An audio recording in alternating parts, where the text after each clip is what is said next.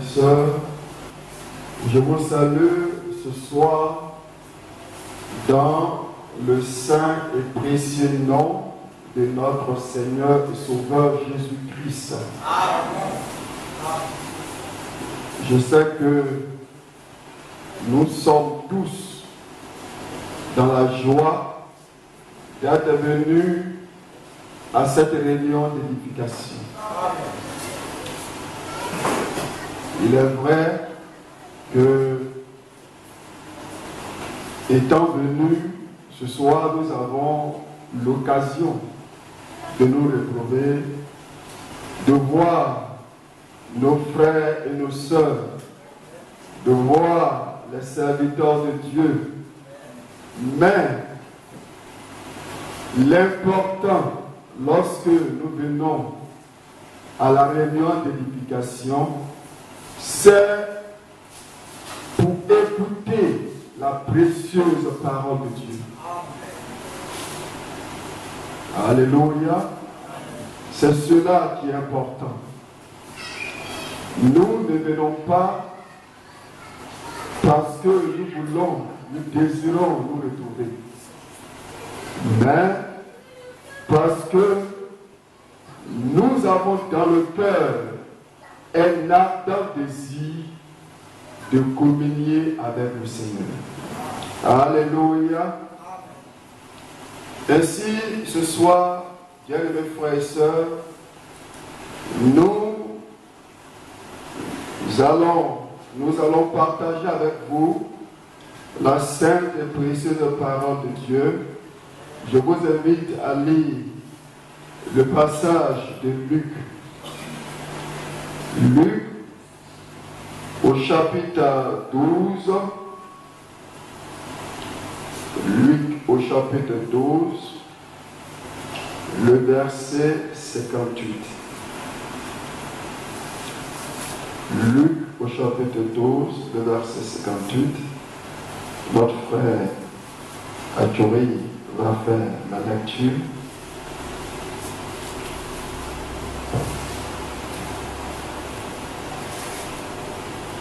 Luc, chapitre 12, verset 58.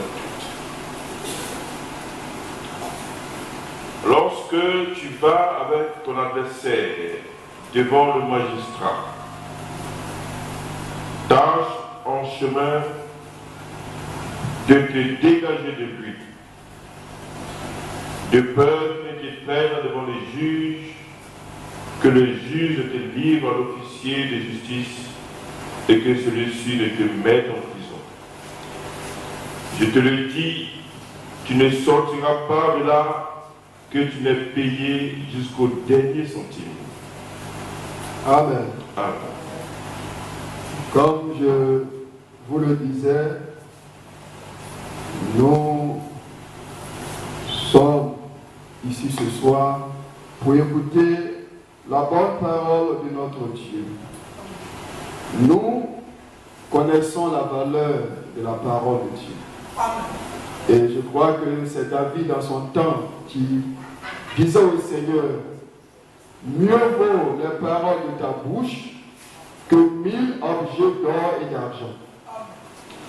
Nous reconnaissons la valeur de la parole de Dieu et nous savons que la parole de Dieu, elle a plein de vertus, qu'elle peut guérir, qu'elle peut restaurer, qu'elle peut corriger. Bien-aimé, si un homme ferme son cœur à la parole de Dieu n'agira pas en lui. Mais si il ouvre son cœur à la parole de Dieu, alors cet homme peut être certain que la parole de Dieu, dans son cœur, accomplira en lui l'effet pour lequel elle a été envoyée. Alléluia. Et nous aussi ce soir, nous avons la même certitude. Parce que nous sommes prêts à ouvrir nos cœurs à la parole de Dieu qui sera prêchée. Et nous avons la certitude que cette parole, elle accomplira en nous, dans notre vie, l'effet pour lequel le Seigneur l'a envoyé. Je désire que nous chantons ce cantique parce que je pense et je me rappelle toujours d'Élisée le prophète. Et pendant que le jeune homme à côté de lui, je ne me rappelle pas très bien de l'histoire, chantait un cantique à Dieu, la Bible nous dit que l'Esprit de Dieu vint sur Élisée le prophète et celui-ci se mit à prophétiser. Alléluia. J'invite le chant à donner ce cantique. Je sais qu'il vit, je n'ai rien à craindre. Je sais qu'il vit, je n'ai rien à craindre. Nous voudrons nous lever, bien-aimés frères et sœurs.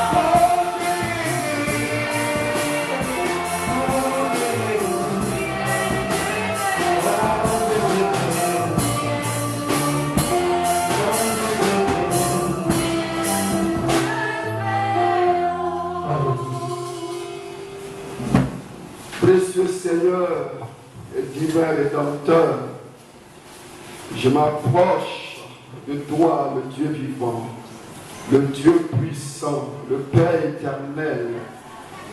Seigneur, parce que toi, le Seigneur, tu es attentif aux prières de tes rachetés. Et je sais que, Seigneur, tu entends mes prières, que tu entends mes supplications.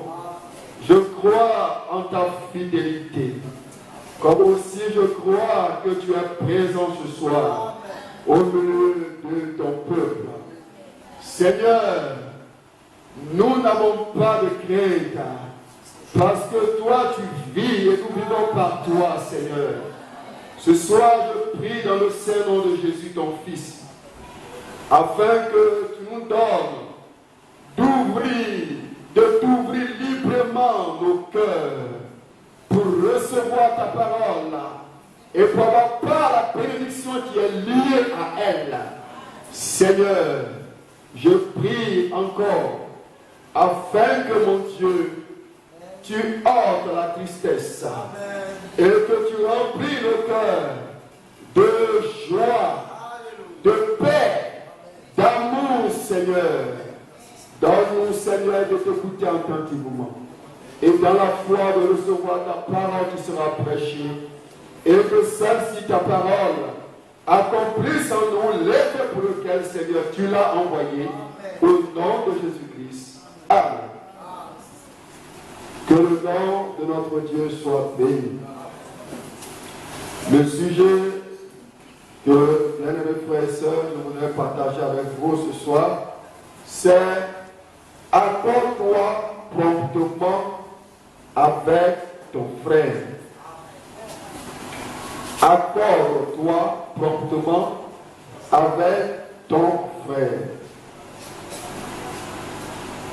Tout d'abord, je voudrais vous dire ceci, que c'est une bonne chose de reconnaître ce qui est juste. Si le Seigneur nous fait la grâce de reconnaître, de savoir ce qui est juste, bien aimé, cela est une bonne chose, n'est-ce pas? De savoir ce qui est aimable, ce qui est louable aux yeux du Seigneur. Bien aimé. Mais si Dieu nous fait connaître ce qui est juste, ce n'est pas pour que nous le sachions seulement, mais c'est pour que nous le mettons en pratique. Bien aimé, c'est pour que nous le mettons en pratique et que nous ayons part à la bénédiction qui est liée à cela. La bénédiction qui est liée à l'obéissance à la parole de Dieu. Bien-aimé, et Jésus-Christ, il est notre Seigneur. Il est notre avocat. Il est notre sauveur. Il est notre divin berger. Bien-aimés, nous pouvons citer ainsi tous les attributs de Jésus-Christ, de notre Dieu. Seulement rappelez-vous ceci, que Jésus-Christ est aussi notre conseiller. Ésaïe, le prophète, de lui a dit, on l'appellera admirable, conseiller. Jésus-Christ est donc notre conseiller.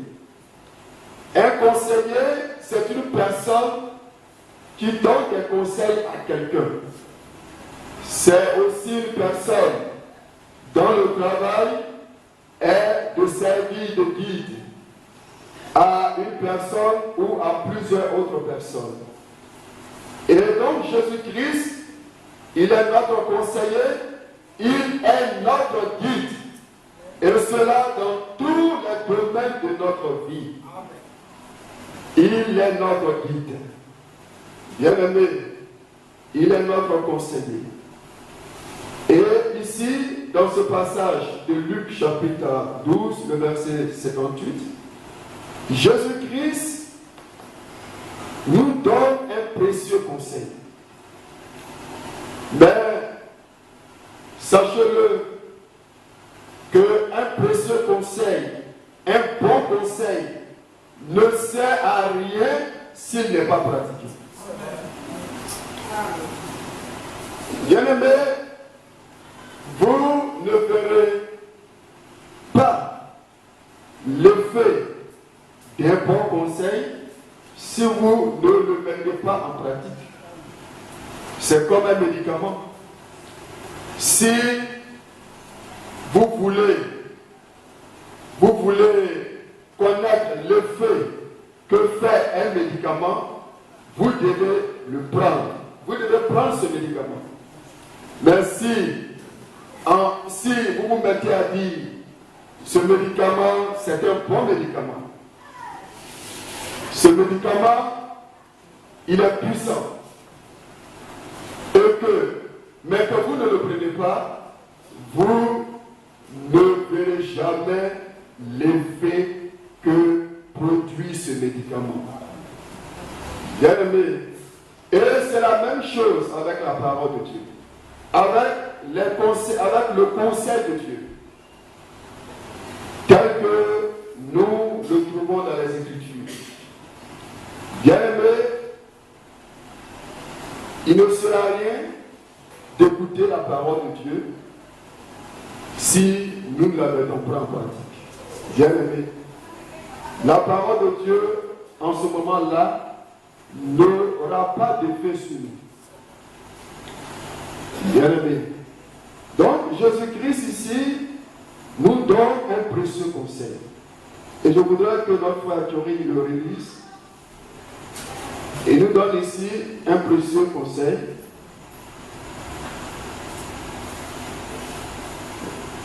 Oui, j'ai la torche, je vais lire maintenant. Luc chapitre 12, le verset 58. Lorsque tu vas avec ton adversaire devant le magistrat, tâche en chemin de te dégager de lui. Tâche en chemin de te dégager de lui. Bien-aimé,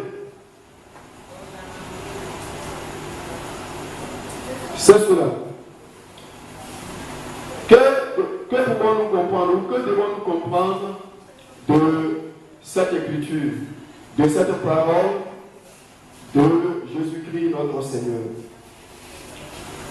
Nous qui sommes des croyants, nous devons être propres à reconnaître nos fautes. Nous devons être propres à reconnaître nos erreurs. Bien-aimés, nous devons être propres à reconnaître nos fautes et nos erreurs. Si nous avons offensé quelqu'un, nous devons être propres à le reconnaître et à aller vers cette personne pour lui avouer nos fautes. Bien-aimé, c'est cela. Il est dit de se dégager de son adversaire. Notre frère, nous le savons, n'est pas notre adversaire. Notre sœur en Christ n'est pas notre adversaire. Je ne crois pas qu'un frère, parce qu'il a un différend avec son frère, puisse le conduire devant les magistrats, ou puisse le conduire devant les juges. Bien-aimés, cela n'est pas public. Reconnaissez, comprenez que dans l'église du Seigneur, le Seigneur a établi des juges.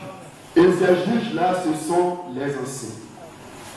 Bien-aimés, dans chaque assemblée locale, c'est ainsi. Dieu le Seigneur a établi des juges, et ceux-là sont les anciens.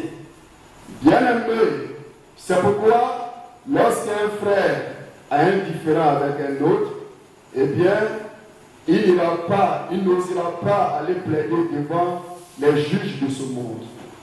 Alléluia. Mais il viendra devant les anciens de l'Église. C'est ce que la parole de Dieu nous dit. Bien-aimés, alors nous devons comprendre que nous devons être prompts à reconnaître nos fautes. Si je me suis mal conduit envers mon frère et même envers un non-croyant, bien-aimé, je dois pouvoir le reconnaître. Et aller vers mon frère ou vers le non-croyant pour lui avouer ma faute. Bien-aimé, c'est cela. Jésus dit, dégage-toi. N'attends pas qu'il soit trop tard. Bien-aimé, mais dégage-toi. Sois propre vraiment à reconnaître ton erreur, à reconnaître ta faute et à l'avouer à ton frère. À lui dire combien tu regrettes l'acte que tu as posé à son encontre. Combien tu regrettes, vous voyez, de l'avoir offensé. Bien-aimé, c'est cela. Vous voyez, dans Matthieu, le chapitre 5, le verset 23, Jésus-Christ, notre Seigneur, nous a donné cet enseignement. Si donc, tu présentes ton offrande, et que tu te souviens que ton frère a quelque chose contre toi, qu'est-ce que tu fais? Est-ce que tu continues à donner ton offrande, à apporter ton offrande à Dieu? Laisse là ton offrande et va d'abord te réconcilier avec ton frère. Et puis viens et présente ton offrande. C'est ce que Jésus-Christ nous a dit. Bien-aimé, alors, si je me rappelle, je me souviens que j'ai offensé mon frère, je ne dois même pas attendre qu'il vienne vers moi. Même moi, je dois être propre à aller vers lui. Alléluia. Et à lui dire, à lui avouer ma faute. Les croyants doivent avoir toute l'honnêteté et l'humilité devant Dieu, bien-aimé, pour avouer leur faute. Je dois le faire devant mon frère, ou même devant le non-croyant, en toute sincérité. En toute sincérité. Pas de prendre un hypocrite, pas de le faire avec la malice, mais de le faire en toute sincérité devant Dieu. Avouer à mon frère ma faute, à lui dire,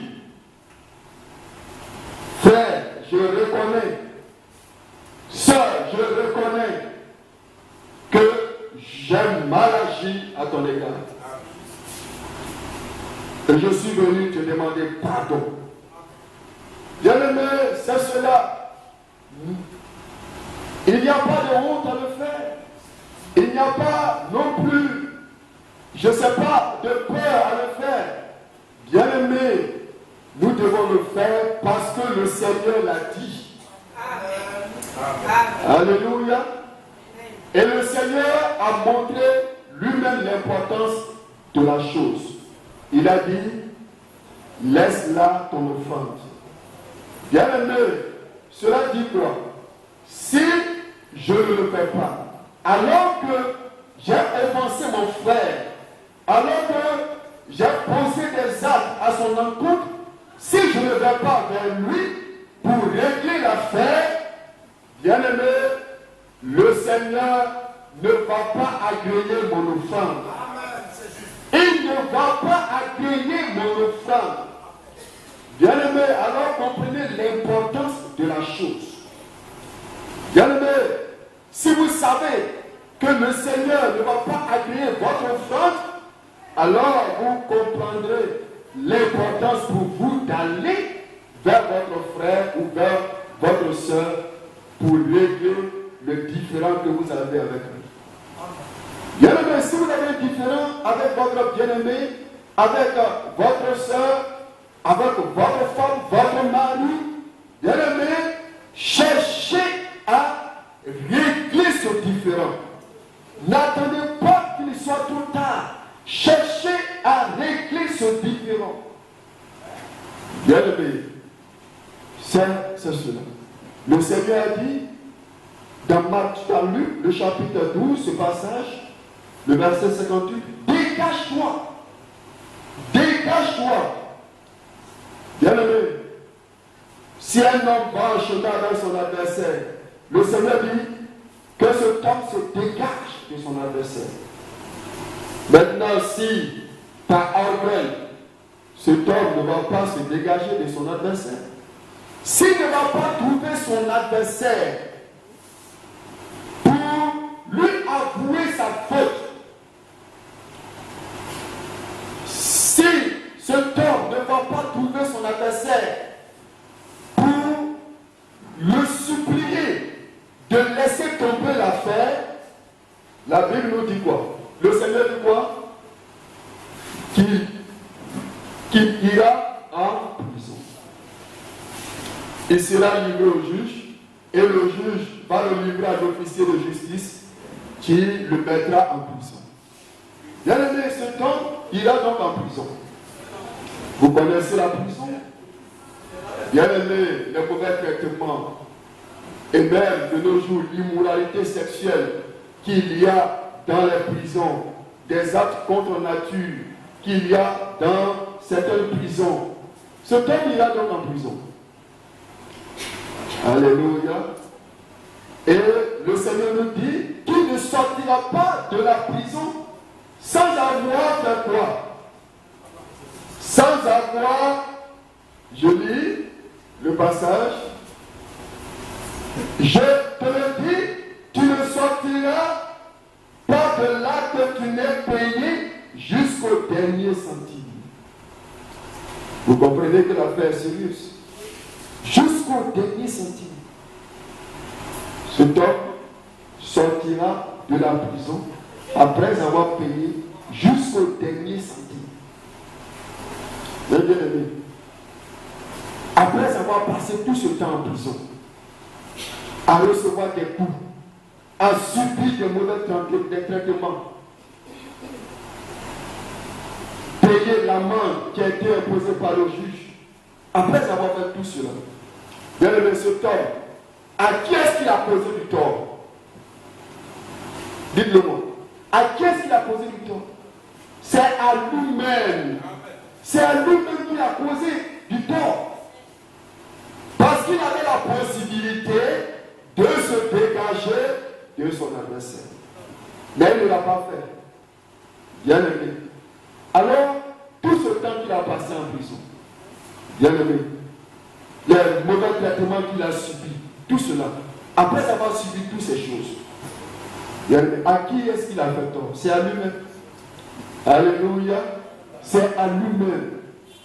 Frère, et quand un frère ou une soeur sait qu'il a mal agi à l'égard de son frère, mais qu'il ne va pas vers lui pour lui avouer sa faute, à qui est-ce qu'il fait tort? C'est à lui-même ou c'est à elle-même. Et lui, dans Job chapitre 5, le verset 3 a dit, verset 5, il a dit, considère les cieux et regarde, vois les nuées, elles sont élevées au-dessus de toi. Si tu pêches, c'est ce que lui a dit dans Job, si tu pêches, qu'est-ce que tu fais à Dieu? Quel tort tu causes à Dieu? Certains pensent que s'il pêche, eh bien, il cause un tort au Seigneur, qu'il cause un tort à l'Église, que c'est à l'Église du Seigneur qu'il cause un tort. Et lui, il nous dit non. Considère bien le ciel et regarde. Considère les nuées, vois-les. Elles sont élevées au-dessus de toi. Si tu pêches, quel tort tu causes au Seigneur? Et lui, il répond, ta méchanceté, là, ça ne peut nuire qu'à ton semblable. Alléluia. Bien-aimés, quand nous vivons la parole de Dieu, nous la vivons d'abord pour nous-mêmes. Lorsque nous obéissons aux Écritures, c'est d'abord pour nous-mêmes. Alléluia. Parallèlement, lorsque nous désobéissons à la voix du Seigneur, lorsque nous transgressons la parole de Dieu, eh bien, c'est contre nous-mêmes que nous faisons du mal. Pour ne pas dire c'est à nous-mêmes que nous faisons du mal. C'est contre nous-mêmes que nous causons. Nous causons un tort à nous-mêmes. Alléluia. Beaucoup pensent que c'est au pasteur qu'il cause un tort. C'est à ses collaborateurs qu'il cause un tort. Mais c'est à vous-même. Alléluia. Bien-aimés, nous devons être prompts à reconnaître nos fautes, à reconnaître nos erreurs, à reconnaître que nous nous sommes trompés. Il n'y a pas de honte à cela. Frère, je me suis trompé à ton égard. Frère, j'ai mal agi à ton égard. Pardonne-moi. Alléluia. Bien-aimé, c'est cela. Nous devons être prompts à le faire. Bien-aimé, c'est cela. Nous devons le faire en toute sincérité devant le Seigneur. Frère, rappelez-vous que le roi Achab, qu'est-ce qu'il avait fait? Il s'était déguisé. Il s'était déguisé, mes frères. Vous pouvez tromper les hommes, mais vous ne pouvez pas tromper le Seigneur. Bien-aimé, vous ne pouvez pas tromper Dieu. Le roi Achab s'était déguisé. Mais qu'est-ce que le Seigneur a fait? Le Seigneur a fait en sorte que la flèche de l'ennemi l'atteigne et cause sa mort. Et c'est la même chose. Si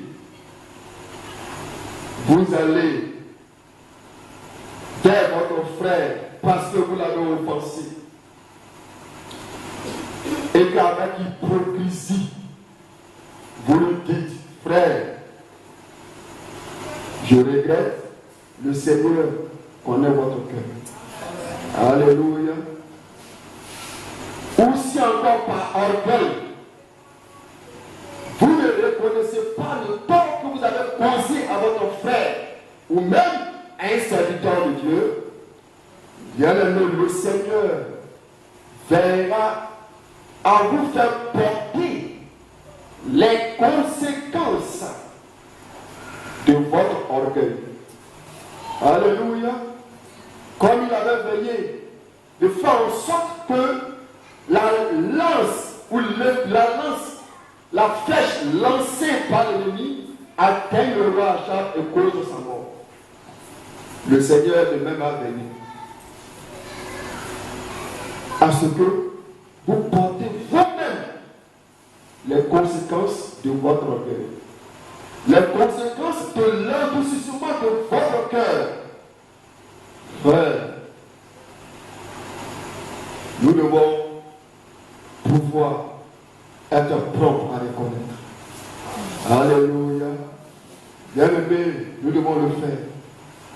Bien-aimé, allez vers celui qui donne à offenser et lui demander, lui avouer nos fautes en toute sincérité, en toute honnêteté, pas d'user de la malice, mais en toute sincérité devant le Seigneur.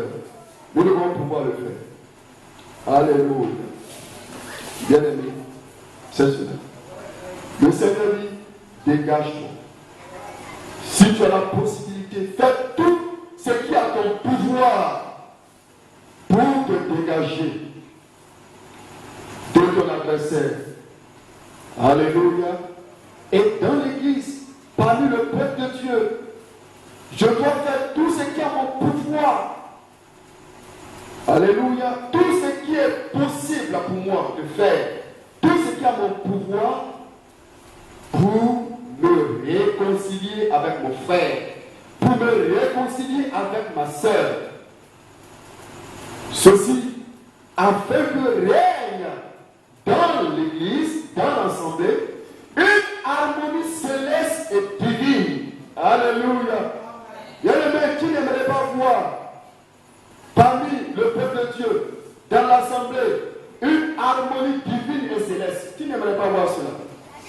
Alléluia.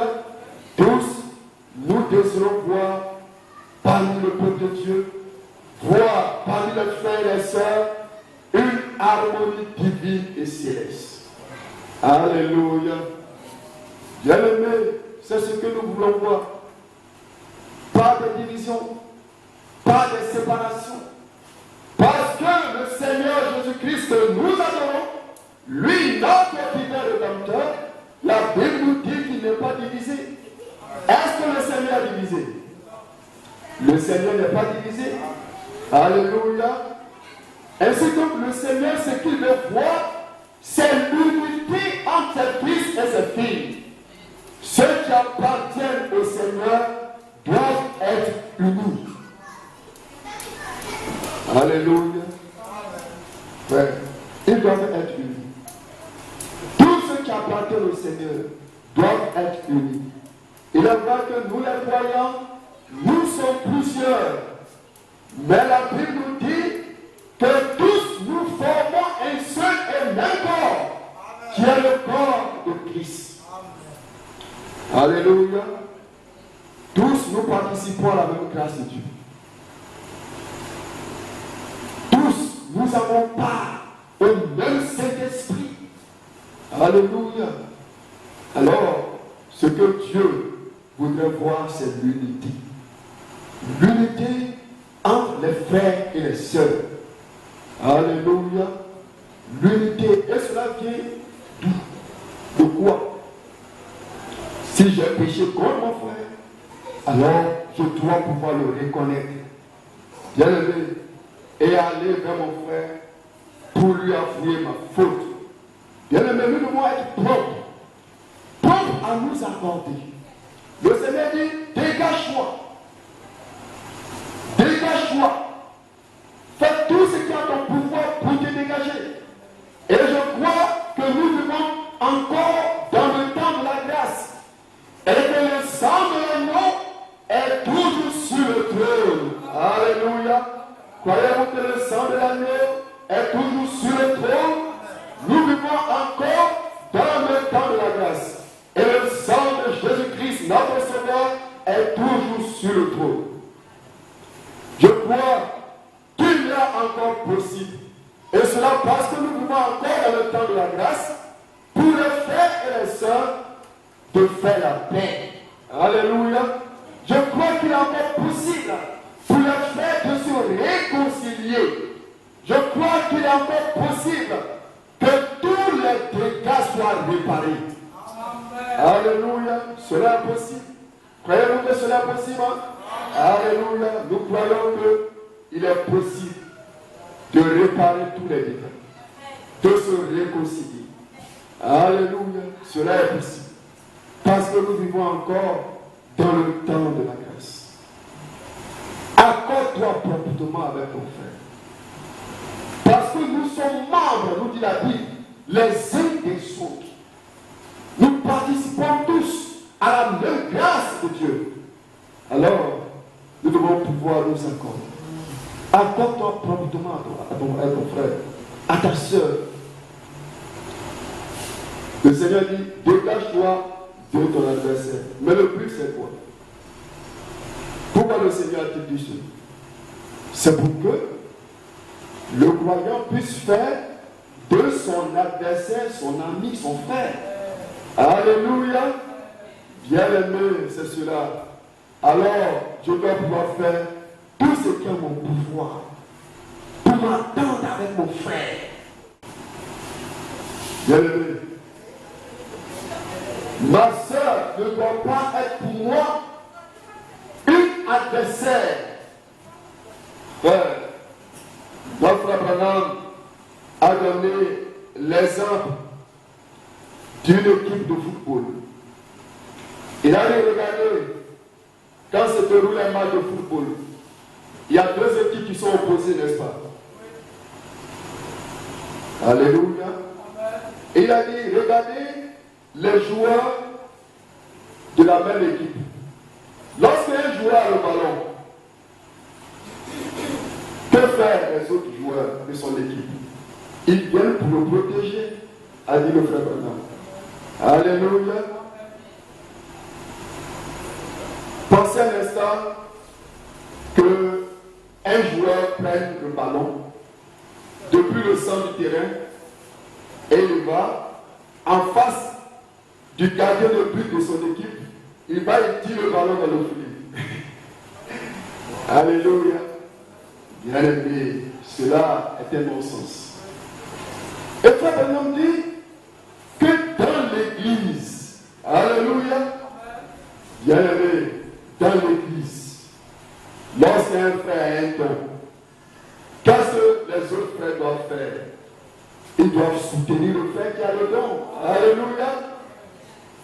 Lorsqu'un frère a un talent, nous devons pouvoir le soutenir. Bien aimé, mais pas, vous voyez, nous dresser contre lui. Pas être jaloux,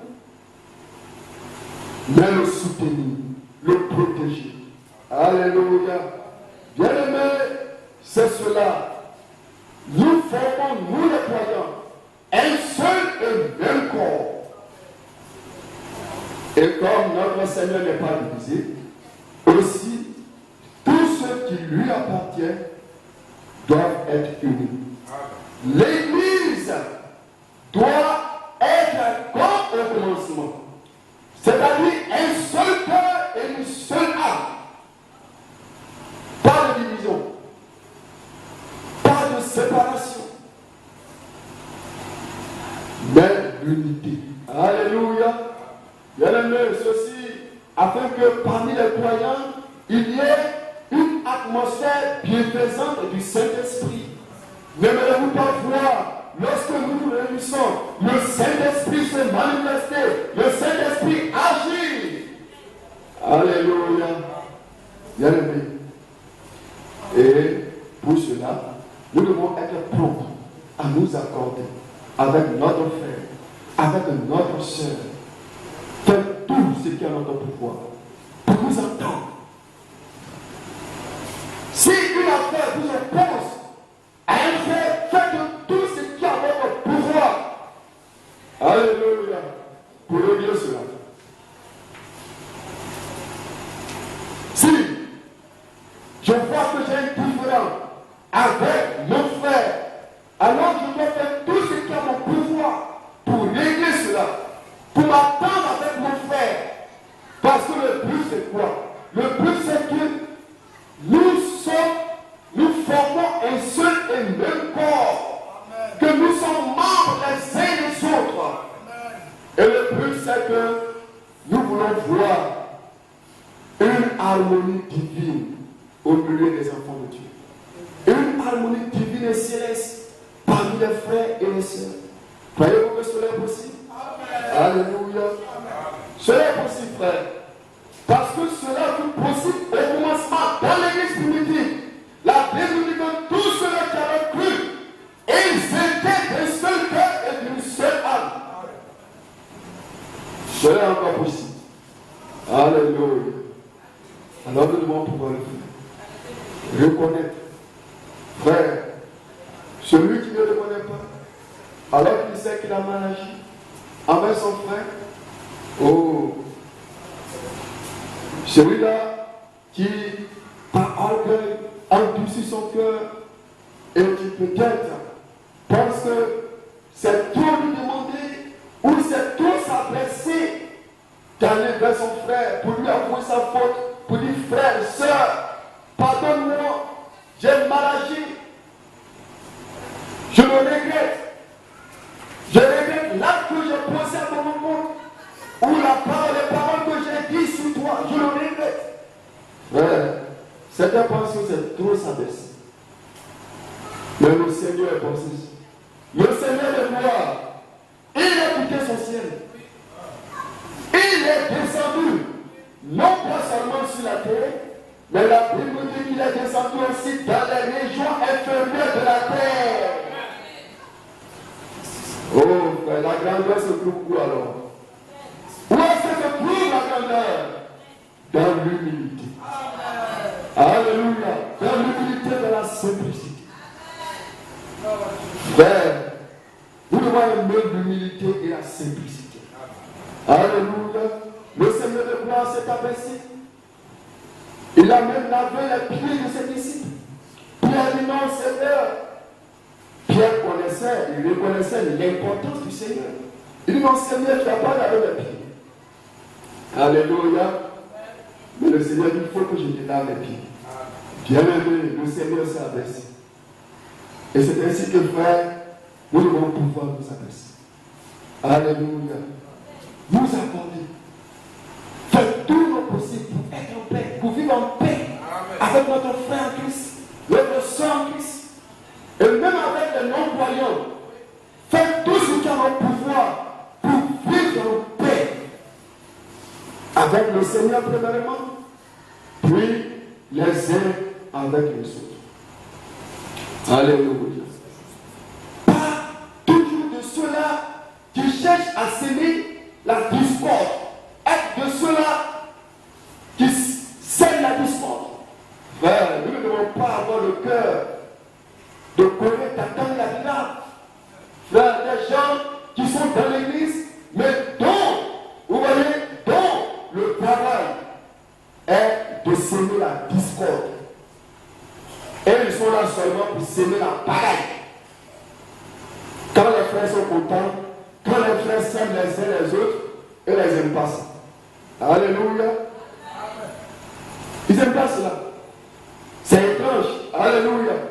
Ils n'aiment pas lorsqu'il y a l'harmonie parmi les frères et les sœurs, que les frères et les sœurs, vous voyez, ils sont un seul cœur et une seule âme. Quand il y a l'ordre dans l'église, ils n'aiment pas ça. Alléluia. Frère, que peut bien être une telle personne? Pensez-vous qu'ils ont l'Esprit de Dieu? Pensez-vous qu'ils ont cru au Seigneur? Alléluia. Frère, de tels gens n'ont pas cru au Seigneur. Ils n'ont pas cru en notre Seigneur. De tels gens n'ont pas reçu le Saint-Esprit. Frère, c'est la vérité. Parce que celui qui a le Saint-Esprit, celui-là qui croit en notre Seigneur Jésus, celui-là, son désir, c'est de voir qu'il règne l'harmonie entre les frères et les sœurs. Son désir, c'est de voir cela, c'est de voir se réaliser cet objectif. L'unité dans l'assemblée. L'amour fraternel, c'est là son désir. Et il travaille par rapport à cela. Alléluia. Mais si vous êtes là, et puis vous, ce que vous voulez, c'est qu'il y a la division. C'est qu'il y a la division entre les serviteurs de Dieu. C'est qu'il y a la division entre les frères. Alors, quand il attend qu'un frère est différent avec un autre, alors, dans ce cas, il est content. Frère, ça c'est la sorcellerie. C'est la sorcellerie. On croit que la sorcellerie, c'est seulement aller au fond de la forêt là-bas, se mettre nu, commencer à invoquer les dieux, le tonnerre et autres. Ça, c'est la sorcellerie. Alléluia. Bien-aimés, nous ne devons pas faire cela. Nous devons être propres à nous accorder. Alléluia. Pour que le Saint-Esprit se manifeste au milieu de nous. Pour que le Seigneur, vous voyez, se manifeste au milieu de nous. Si nous le faisons faire, alors le Seigneur sera content. Notre Seigneur sera heureux. Il agréera notre offrande et il nous bénira. Alléluia. Si je vais que je m'accorde avec mon frère, si je m'accorde avec ma soeur, le Seigneur sera heureux. Alors il agréera mon offrande et il me bénira. Quand je frapperai, le Seigneur ouvrira. Alléluia. Bien-aimé, je dois m'accorder que le nom de notre Seigneur soit béni.